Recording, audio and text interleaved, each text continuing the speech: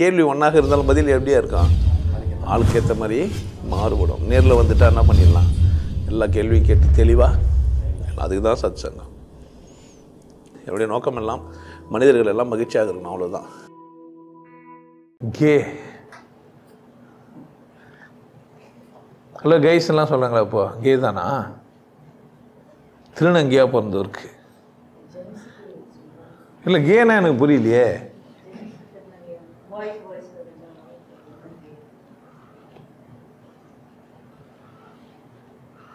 Sex ரிலேட்டடாக நீங்கள் வந்து பாதிக்கப்பட்டுக்கிறீங்க. செக்ஸ் ரிலேட்டடாக ஆணும் பெண்ணும் சேர்ந்து வாழ்கிறது, ஆணும் பெண்ணும் பாலுணர்வு தீர்த்துக்கிறதுன்றது போய் ஆணும் பாலுணர்வு தீர்த்துக்கிறது, பெண்ணும் பாலுணர்வு தீர்த்துக்கிறது. அது வந்து மனநிலையில் அப்படி தான் பிறந்தாங்கன்ற மாதிரியாகவும் அப்படியெல்லாம் கதையும் சொல்லி வச்சு நீங்கள் அப்படியே ஆயிருந்தாலும் அது பொறுப்பு இல்லை. அது நம்ம பொறுப்பு இல்லை. அது உங்கள் மனநிலை மட்டும்தான். உடல் ரீதியான தாகத்தை தீர்த்துக்கிறதுக்கு நீங்கள் எந்த மாதிரியான ஆளை தேர்ந்தெடுக்கிறீங்கன்றது யாரோடது? உங்களுக்கு உங்கள் உடல் மீது சர்வ சுதந்திரம் இருக்கிறதுனால, உங்கள் உடல் எப்படி கொண்டாடலான்ற சுதந்திரம் உங்களுக்கு இருக்கிறதுனால நீங்கள் எந்த மாதிரியும் வாழ தகுதியை உருவாக்குறீங்க. இல்லை சில பேருக்கு அந்த மாதிரி நூல்களை புக்குங்களெல்லாம் படித்து ப்ரொமோட் பண்ணுறாங்க. ஆணும் உறவாடுறதெல்லாம் நீங்கள் படமாக பார்க்குறீங்க. உங்கள் மனசில் அது வந்து ஓடுது, அது உங்களுக்கு நல்லதாக தெரிகிற மாதிரி இருக்குது, பிடிச்சிருக்குது, நீங்கள் அது மாதிரி பண்ணுறீங்க.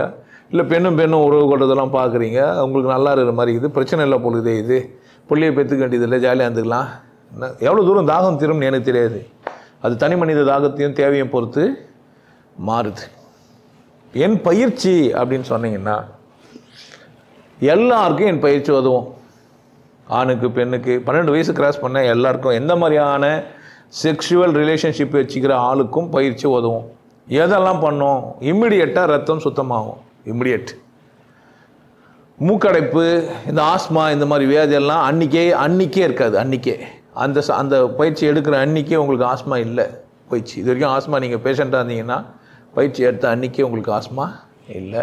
ஸோ டிபி, கேன்சர் இதெல்லாம் நாள்பட குறையும். நாள்பட்ட வலி எப்போ? அடிப்பட்ட காயம் சரியா உடல் ரீதியான மாற்றங்கள் ஏற்படும். என்னுடைய பயிற்சியில் கொண்டு நீங்கள் உடல் ஆரோக்கியம்லாம் பெறலாம். அதனால் நீங்கள் யாராக இருக்கிறீங்கன்ற அவசியம் இல்லை. எந்த மாதிரியான உடல் உறவு வச்சுக்கிறீங்க, நீங்கள் பால் உணவு தீர்த்தத்துக்கான எந்த மாதிரியான வழிமுறைகளை கையாளுறீங்கன்ற அவசியம் பயிற்சிக்கு இல்லை. பிரச்சனை எங்கே அப்படின்னு கேட்டால் ஞானத்தடை மட்டும்தான் இருக்குது. அந்த வெற்றிடத்தை சந்திக்கிறதுக்கு ஒரு தடை இருக்குது. அங்கே நீங்கள் ஆண் பெண் அற்ற அலியாக இருக்கக்கூடாது. அலித்தன்மை வைத்தவர்னா திருநங்கையாக இருக்கக்கூடாது, இல்லை திருநங்கனாக இருக்கக்கூடாது. நீங்கள் ஆணாக பிறந்து பெண்ணை திருப்தியாக்கவோ அல்லது பெண்ணாக பிறந்து ஆணை திருப்தியாக்கவோ தகுதியற்றவராக நீங்கள் இருக்கக்கூடாது. மற்றபடி நீங்கள் உடல் ரீதியான மாற்றங்களெல்லாம் நீங்கள் கட்டாயமாக எடுத்துக்கலாம். இந்த என்னுடைய பயிற்சி அதுக்கெல்லாம் உதவும். அந்த எண்டுக்கு தான் போக முடியாது. நீங்கள் மனதளவில் பாதிக்கப்பட்டு நீங்கள் இந்த மாதிரி ஒரு வேலை செய்கிறீங்கன்னா இந்த பயிற்சி செஞ்சால் ரியல் மேல் அல்லது ரியல் ஃபீமேல், ஆண் அல்லது பெண்ணாக மாற முடியும். நீங்கள் இந்த மாதிரிலாம் இருந்தீங்கன்னா கூட இந்த பயிற்சி செஞ்சால் அப்படி ஆகிடும். ஒரு ஆண்மை குறைவாக இருக்குதா நினச்சிங்கிற ஒரு மனிதன் என்கிட்ட பயிற்சி எடுத்துக்கினாங்கன்னா முழு ஆண்மையை உள்ளவராக மாற முடியும். என்னுடைய பயிற்சி அதுக்கு ஒரு கட்டாயமாக உதவும். ஸோ ஆண்மை கொஞ்சம் வீரியமாகும், அதே மாதிரி பெண்மையும் வீரியமாகவும் ஆகிடும். அப்போது பாலியல் கல்வியாக என்னுடைய கல்வினா அப்படி கூட நீங்கள் எடுத்துக்கலாம். என்னுடைய பயிற்சி பாலியலுக்கானது அப்படி கூட எடுத்துக்கலாம். பாலியல் உணர்வுகளை தீர்த்துக்கொள்வதற்கு ஏதாவது ஒரு பயிற்சி இருக்குதா அப்படின்னா வந்துடலாம். ஆமாம், அப்போல்லாம் வந்து இந்த மதன் மித்ரா அதெல்லாம் போட்டு லேகியெல்லாம் நான் சின்ன வயசில், இப்போ நான் லேகியெல்லாம் கிடையாது, எனக்கு தெரியல. இப்போலாம் வயகரா மாத்திரை வேறெல்லாம் இருக்குன்னு நினைக்கிறேன். இல்லை போட்ட உடனே வீரியமாக செயல்படுறதுக்கு என்னுடைய பயிற்சி அதுக்கு கூட உதவும். அதனால் நீங்கள் கேவாக இருக்கிறீங்க, அதெல்லாம் ஒரு பிரச்சனை இல்லை. அந்த போல்ட்னஸ் வந்துச்சு இப்போ வர. ஆமாம், நான் அந்த ஆணை கூட தான் உறவு வச்சுக்கிறேன், நான் அந்த பெண்ணை கூட தான் வச்சுக்கிறேன்ற அளவுக்கு சமூக விடுதலை, பொருளாதார விடுதலை அஞ்சிச்சிங்கன்னா நீங்கள் அதெல்லாம் ஈஸியாக சொல்லிக்கலாம். யாரெல்லாம் சொல்ல முடியாதுன்னா மற்றவங்களுக்கு மதிப்பு, மற்ற சமூகத்தை பற்றின அக்கறை, அடுத்தவங்க மேலே அக்கறை கொடுங்க தான் இதெல்லாம் பேசுறது இல்லை. பட் அந்த மாதிரிலாம் யாருன்னா எப்படின்னா பார்த்து கிடையாது, என்னன்னா வந்ததுன்னா என்ன பண்ண மாட்டாங்க. அவங்களுக்கு ஒரு விஷயம் அது இல்லை, நான் இப்படி தான் வாழ்வேன், நான் இப்படி தான் படாப்பட்டுட்டாங்கன்னா ஒன்றும் சொல்கிறதுக்கு இல்லை. ஆனால் பயிற்சி, உடல் ரீதியான மாற்றம், ஆரோக்கியம், பாலுணர்வு சார்ந்த விஷயம், இதுங்கெல்லாம் நல்லா பர்ஃபெக்டாக வேலை செய்யும். ஞானம்னு ஒன்று இருக்குதுல்ல, கடைசியாக சமாதின்னு, அது வரைக்கும் தான் போகாது, கொஞ்சம் கஷ்டம். அது கூட யாருக்கு அப்படின்னா ஆண்மையற்றவர் அல்லது பெண்மையற்றவர். அது வந்து பேடு அப்படின்னு அவை குறிப்பிட்டிருப்பாங்க. கூன், குருடு, செவிடு, பேடு, இந்த 4 பேருக்கு ஞானம்ன்ற ஒரு ஊருக்கு தான் போக முடியாது.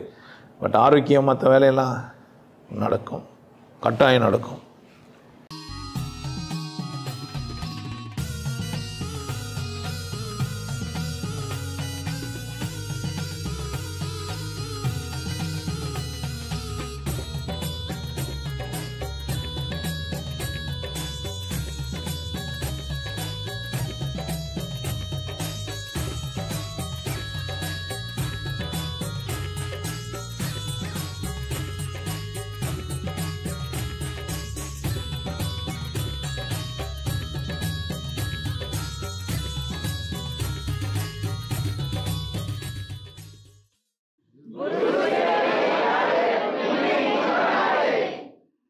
நல்லா இருங்க, சிறப்பாக இருங்க, கொண்டாட்டமாக இருங்க.